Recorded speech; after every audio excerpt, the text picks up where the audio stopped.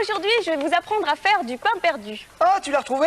Oh, très drôle, Nicolas, très drôle. Ne l'écoutez pas, les enfants, il ne dit rien que des bêtises.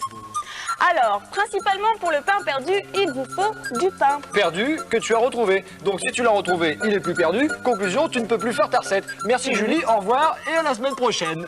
Nicolas, dehors, s'il te plaît. Oh bah alors là je comprends pas, je suis désolé. C'est vrai, si c'est du pain perdu. Écoute, Alors, je récapitule. Pour du pain perdu, il vous faut donc du pain qui a 2 ou 3 jours. C'est meilleur s'il est un petit peu durci. Tu te tais hein, maintenant, Nicolas.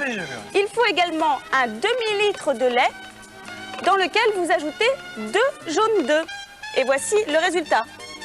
Et en fait, c'est très très simple, Nicolas. Regarde, tiens, occupe-toi de cela, regarde, ils sont en train de brûler. C'est pas de ma faute, moi. Retire-les, tiens. Oh là, effectivement, ils sont Alors, un petit peu brûlés. Moi, je vais tremper le morceau de pain dans le liquide que j'ai préparé. Et voilà, il suffit de le mettre à la casserole. Tu t'occupes de celui-là? Ouais, je m'en occupe. prépare un deuxième. Je surveille. Tu bouges pas, hein? Pas bouger. Attention, j'en amène un deuxième. Un deuxième.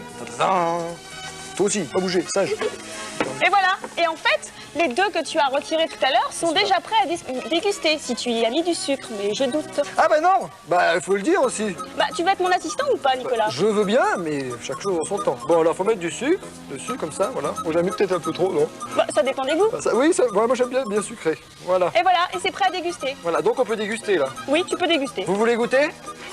Allez, goûtez, tenez, prenez-en un petit morceau. Voilà. Allez-y, allez-y. Et puis vous pouvez applaudir Julie hein, pour sa belle recette. Merci.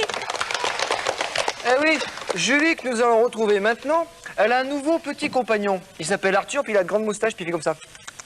Voilà, alors regardons. Aujourd'hui, nous sommes au Palais de la Découverte avec Arthur, je vous le présente.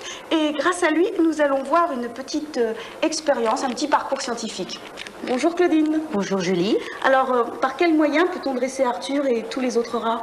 Eh bien, durant les 4 mois que dure l'apprentissage, on utilise une technique qui porte un nom un peu savant, le conditionnement, mais que vous avez peut-être utilisé si vous avez un chien ou un chat à qui vous avez appris à être propre. Eh bien, lorsque le chien fait dans le caniveau, on le récompense par une caresse ou une friandise. Lorsqu'il fait ses besoins ailleurs, eh bien, on lui gronde ou on lui donne une petite tape. Eh bien, c'est un conditionnement. Nous utilisons la même méthode, sauf que nous n'utilisons, nous, que la récompense de la nourriture. Et Arthur, il faut les travailler maintenant. Allez. Allez au travail.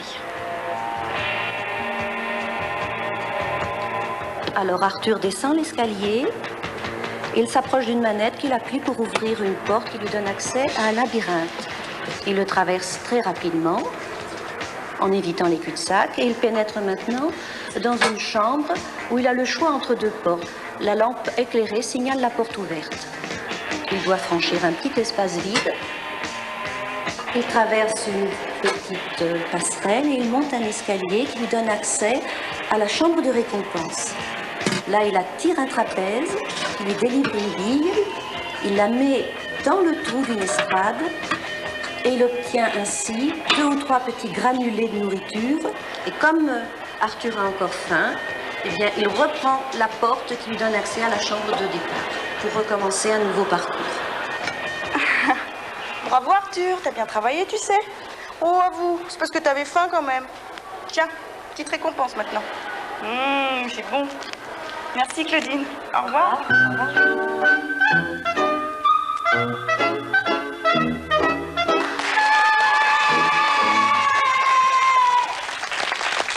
Philippe, tu peux nous montrer le deuxième indice du concours? Je crois que j'ai trouvé. D'accord. Eh bien, regarde, il va bientôt décoller. Et retrouvons tout de suite Ike et Tony qui se passionnent pour une nouvelle affaire de meurtre. Le suspect numéro 1 est un ancien copain de classe de Tony, ce qui ne va pas simplifier les choses. Voici Super Flic.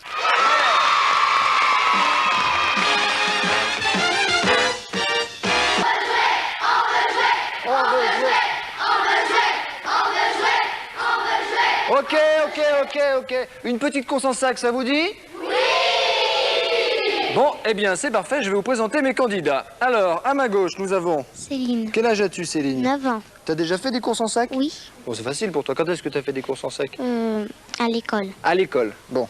Et toi, comment tu t'appelles? Paul, Quel âge as-tu, Paul? 9 ans et demi. Et toi aussi, tu as déjà fait des courses en sac? Oui. On fait beaucoup de courses en sac à l'école, alors. Ouais. C'est bien l'école, hein, finalement. T'aimes bien l'école? Bon, alors vous allez vous mettre au départ, vous allez avoir un parcours à effectuer.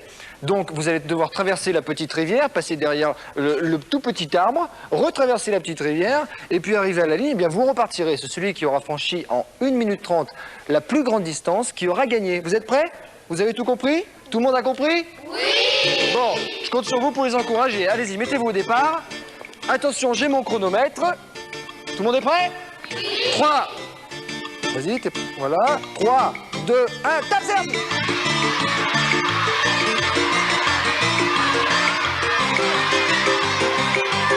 Allez, repars.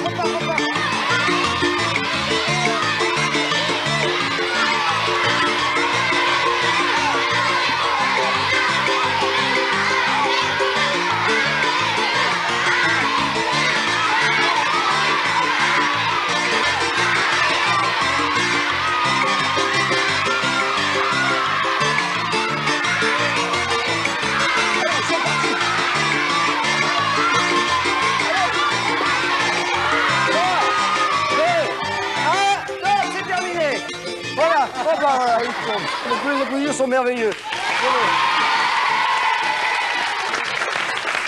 Bon, pour être très honnête, j'ai arrêté le chronomètre à 1 minute parce que j'ai vu que vous en pouviez plus là. Alors, mais t'es pas sportif? Si.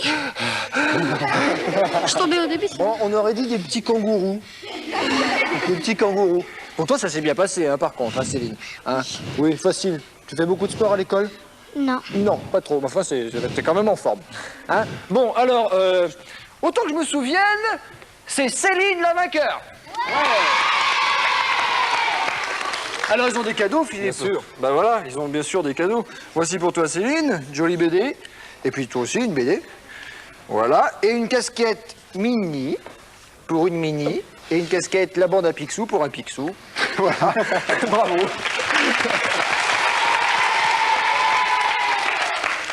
Et maintenant, un dessin animé avec Pluto, vous êtes d'accord? Bien sûr. Eh bien, dans celui que nous allons voir, Pluto va devoir défendre des poules qui risquent fort de se faire croquer. Voici Pluto et les coyotes.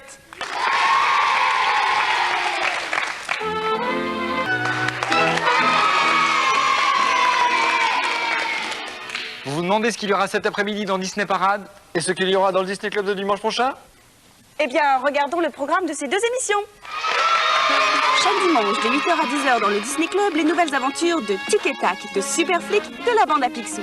En participant au concours, vous pouvez gagner de nombreux prix, dont un voyage en Floride. Il y aura aussi des dessins animés, des reportages. À Disneyland, en Californie, nous découvrirons l'étonnant cinéma Circle Vision. Et Philippe nous dévoilera les secrets du parcours d'une lettre. Et enfin, les groupes et les chansons que vous aimez. Et cet après-midi, ne manquez pas Disney Parade. Dans la maison de Mickey, rejoignez Jean-Pierre Foucault et Anne. Aujourd'hui, le grand chapiteau des étoiles, dans la série Le Monde Merveilleux de Disney. Et rendez-vous bien sûr avec Mickey, Minnie et tous leurs amis. Un divertissement pour toute la famille, chaque dimanche après-midi, Disney Parade.